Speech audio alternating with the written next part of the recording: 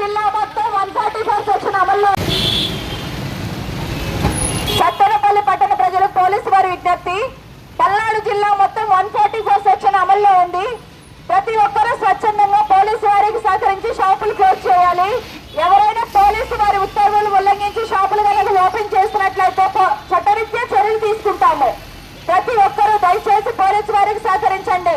ప్రతి ఒక్కరూ షాపులు క్లోజ్ చేసేయండి. ఇద్దరు అంతకంటే ఎక్కువ మంది గుమిగూడి ఉండరాదు. ఎవరైనా లా అండ్ ఆర్డర్ సమస్యలు సృష్టిస్తే మాత్రం చట్టరీత్యా చర్యలు తీసుకుంటాము.